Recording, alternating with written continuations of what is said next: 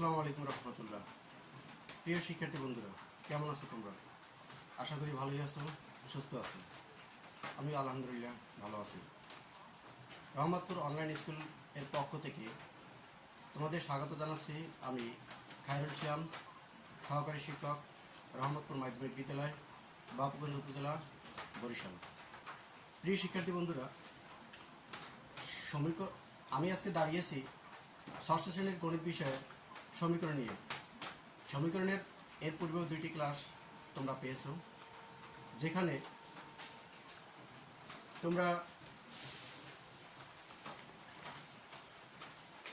29 পর্যন্ত সমস্যাগুলি সমাধান করতে পেরেছো। আজকের আমি হাজির হয়েছি 30 থেকে 34 পর্যন্ত এই সমস্যাগুলি সমাধান করার জন্য। তো চলো যাই ক্লাসে।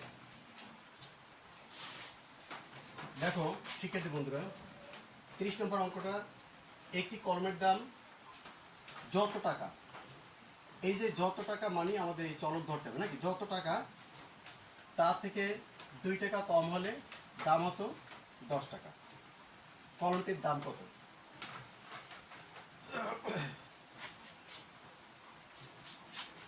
তো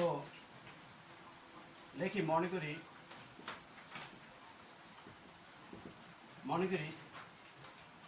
একটু বলে রাখি যে পূর্বের অঙ্কগুলি তোমরা লেখা মনে করি সংখ্যাটি এক্স, হ্যাঁ, কিন্তু এবার কিন্তু সংখ্যাটি লেখা যাবে না, কারণ এবার চলকটির একটা নির্দিষ্ট নাম দিয়ে দিয়েছে। নামটা কি? কলম। তাই লিখবা মনে করি কলমটির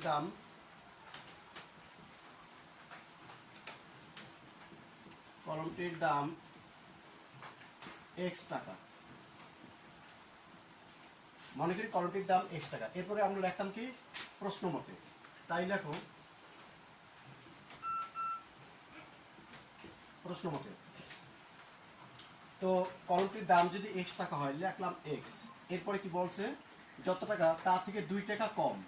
কম মানে বিয়োগ, 2 টাকা বিয়োগ। কম হলে দাম হতো 10 টাকা, তাহলে হতো 10 = 10। এই একদম মানে খুবই সোজা একটা সমীকরণ। যেহেতু তোমরা সমীকরণটি গঠন করতে পেরেছো, তোমরা সমাধানটা করতে পারবে। বা x = 10, এই টু এই সিডে আসলে প্লাস হবে, বা x = 12। অর্থাৎ কলমটির দাম কত? অর্থাৎ কলমটির দাম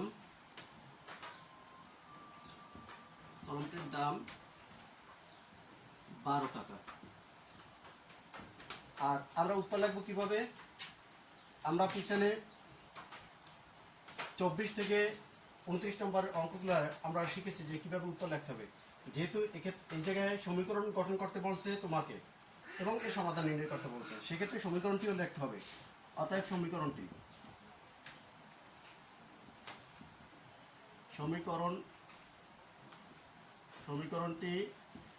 কত? x - 2 = 10। এবং এবার লিখবা না সংখ্যাটি, লিখবা কলমটির দাম।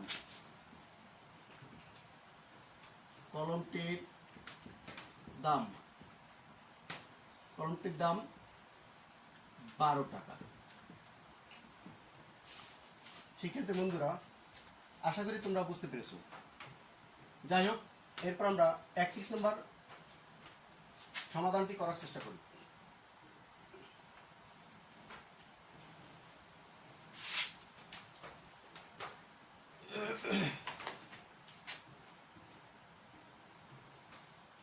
নম্বরে দেখো, কণিকের কাছে যতগুলো চকলেট আছে। তো আমরা আগেই বলছিলাম যে যদি চলকের কোনো নির্দিষ্ট নাম না থাকে আমরা লিখি মনে করি সংখ্যাটি এক্স ইত্যাদি। কিন্তু এবার আমার কণিকের নাম দেয়া আছে, অর্থাৎ চলকটির একটি নির্দিষ্ট নাম দেয়া আছে। তাই লিখবো কি? মনে করি কণিকার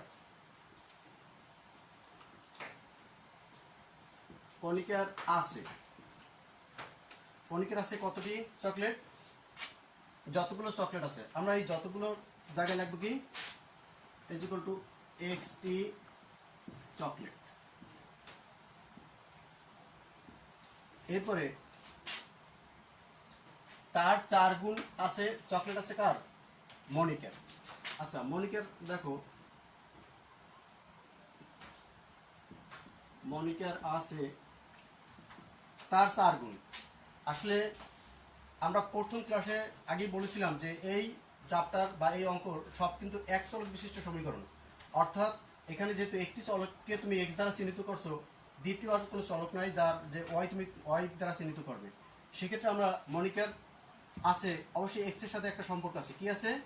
যে মনিকের আছে কণিকের চেয়ে, অর্থাৎ কণিকের তো আছে এক্স, এক্স এর চেয়ে কত গুণ? 4 গুণ, গুণ 4 টি চকলেট। তো সমান আমরা আগেই বলেছিলাম যে চলক যাবে পরে, তো 4x টি চকলেট। এখন দেখো দুজনের একত্রে কতটি চকলেট আছে। তো এবার আমরা সমীকরণ গঠনের দিকে যাই। প্রশ্ন মতে কণিকের চকলেট যোগ মনিকের চকলেট, অর্থাৎ x যোগ 4x, x যোগ 4x ইকুয়াল টু হবে 25, বা 4টার একটা 5x, 5x ইকুয়াল টু 25, বা x equal to 25 divide by 5, অর্থাৎ x ইকুয়াল টু 5। 5 25 ভিতরে কতবার যায়? 5 বার।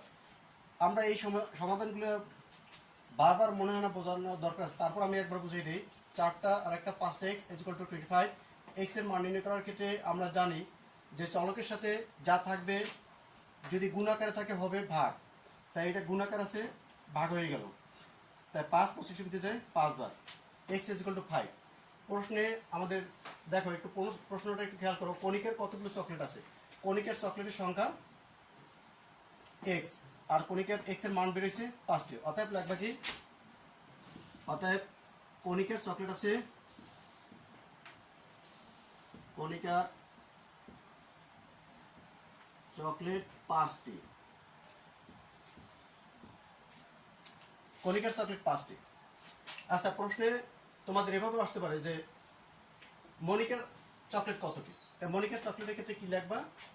5 × 4, যেহেতু ওরা মনিকের আছে কি কণিকের চেয়ে 4 গুণ, সেই জন্য কি হবে 4 × 5, 4 5 20। আর এবার আমরা অ্যান্সার কিভাবে লিখবো? যেহেতু এটা সমীকরণ গঠন করতে বলছে, লিখবা সমীকরণটি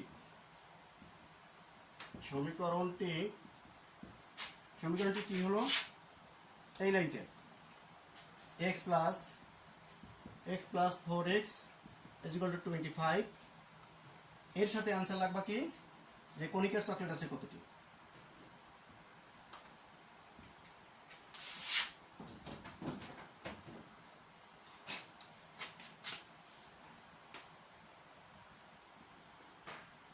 কণিকের চকলেট আছে 5টি। প্রিয় শিক্ষার্থী বন্ধুরা, আশা করি তোমরা বুঝতে পেরেছো, এবং আমি ধরেই নিলাম তোমরা অঙ্কটা তুলে ফেলেছো। এরপর আমরা 32 নম্বর অঙ্কটি সমস্যার সমাধান করার চেষ্টা করব।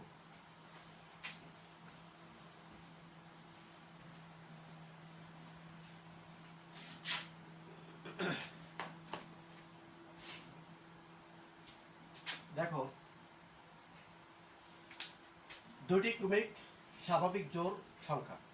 আসলে ক্রমিক শব্দের অর্থ পাশাপাশি, এবার কিন্তু চলকের কোনো নির্দিষ্ট নাম দেওয়া নাই, সেক্ষেত্রে লিখবা, মনে করি যেহেতু দুইটি সংখ্যার কথা বলা আছে, লিখবা প্রথম বা একম সংখ্যা। মনে করি প্রথম সংখ্যা বা একম সংখ্যা x, এরপরে দ্বিতীয় সংখ্যা কি আসবে? দ্বিতীয় সংখ্যা ইকুয়াল টু x প্লাস 2। তোমাদের প্রশ্ন হতে পারে, স্যার x প্লাস 1 কেন হলো না? আসলে জোড় হোক আর বিজোড় হোক, এদের মধ্যে পার্থক্য থাকবে 2। যেমন 3 থেকে দেখো 1 3 5 7, এই যে সংখ্যাগুলো প্রত্যেকের মধ্যে পার্থক্য 2, 1 3 2 পার্থক্য, 3 5 2 পার্থক্য, 5 7 2 করে পার্থক্য। এই জন্য আমরা এই সমাধানটা লাগবো, দ্বিতীয় সংখ্যা লাগবো অবশ্যই x+2, নট x+1। এরপরে আমরা সমীকরণটি কিভাবে গঠন করব? আমরা দুইটি ক্রমিক সংখ্যা পেয়েছি।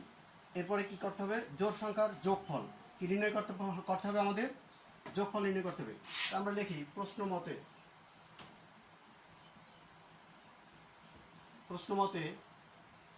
x+2 = 30।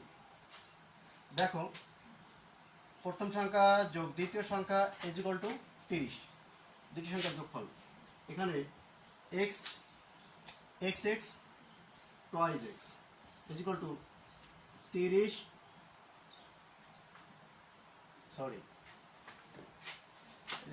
30 নয় 30 হবে, 30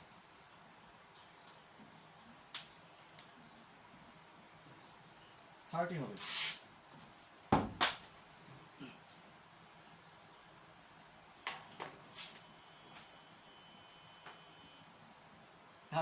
টু এই সাইডে আসলে কি হবে? মাইনাস, বা টুয়াইস x = 28, 30 থেকে 2 চলে গেলে 28 হবে। অর্থাৎ x = 28/2, বা x = 2 28 ভিতরে যায় 14 বার, অর্থাৎ x এর মান কি? 14, মানে প্রথম সংখ্যা, অর্থাৎ একমা সংখ্যা বা প্রথম সংখ্যা সমান 14। আর দ্বিতীয় সংখ্যা কত হবে? দ্বিতীয় সংখ্যা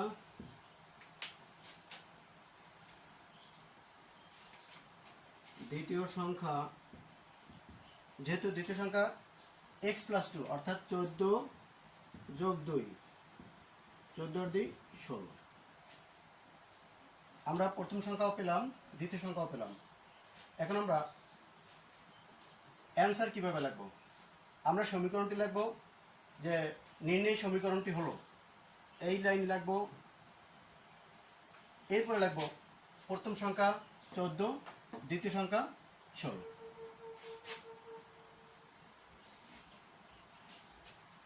প্রিয় শিক্ষার্থী বন্ধুরা, এরপরে দেখো তিনটি ক্রমিক স্বাভাবিক বিজোড় সংখ্যা। আমি আগেই বলেছিলাম জোড় হোক আর বিজোড় হোক, সেক্ষেত্রে প্রতিটা সংখ্যার ভিতরে পার্থক্য হবে 2। আমরা যেহেতু 32 নম্বর অঙ্কটা লিখেছিলাম যে প্রথম সংখ্যা x হলে দ্বিতীয় সংখ্যা x+2, তদ্রূপভাবে আমরা তিনটি ক্রমিক সংখ্যার ক্ষেত্রে লিখব প্রথম সংখ্যা x, দ্বিতীয় সংখ্যা x+2, তৃতীয় সংখ্যা হবে x+4, নট x+3, x+4 হবে।